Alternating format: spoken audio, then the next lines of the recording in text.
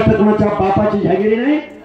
आणि मुख्यमंत्री महोदय, तुम्हाला महाराष्ट्र बघायचंय, आरेवाडीच्या बिरोबाला या, तुम्हाला महाराष्ट्र बघायचंय, पोहरा देवीला या, तुम्हाला महाराष्ट्र बघायचंय, भगवान गडावर या, तुम्हाला महाराष्ट्र बघायचंय, जेजूरच्या खंडोबाला, माळेगावच्या खंडोबाला या, तुम्हाला महाराष्ट्र बघायचंय, मडीला या, तुम्हाला महाराष्ट्र बघायचंय, सावरगावला या, तुम्हाला महाराष्ट्र बघायचंय, वणीला या, तुम्हाला महाराष्ट्र बघायचंय, पालीला या, तुम्हाला महाराष्ट्र बघायचंय, चौंडीला या, तुम्हाला महाराष्ट्र बघायचंय, अरणला या, तुम्हाला महाराष्ट्र बघायचंय, भिवरीला या, तुम्हाला महाराष्ट्र बघायचंय, आदमापूरला या, तुम्हाला महाराष्ट्र बघायचंय, एकविरा देवीला या।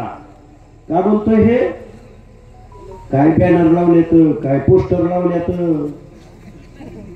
अरे 10% मत आहेत त्यांच्याकडे, आमच्याकडे 50-60%, 70% मत आहेत। सांगतो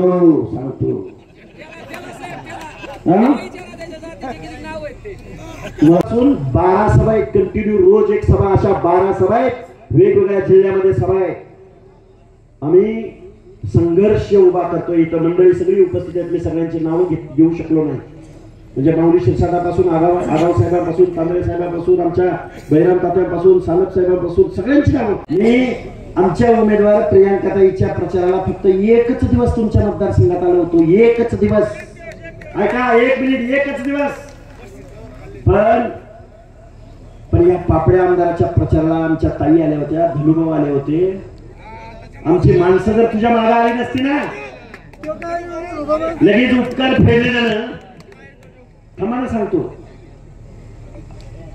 आमची जर माणसं जर आली नसती ना, आणि आमचे जर गोपीनाथरावजी मुंडे, तू कुणाला मोठं केलं, किती लोकांना मोठं केलं?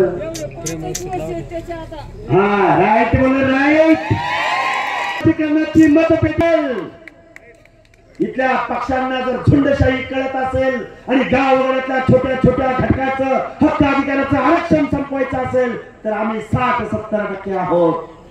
बाबासाहेबांचे विचार आमच्या डोक्यामध्ये आहेत, गोपीनाथराव मुंडेंचा स्वाभिमान आहे, सुभेदार मल्हारराव होळकरांची तलवार आहे।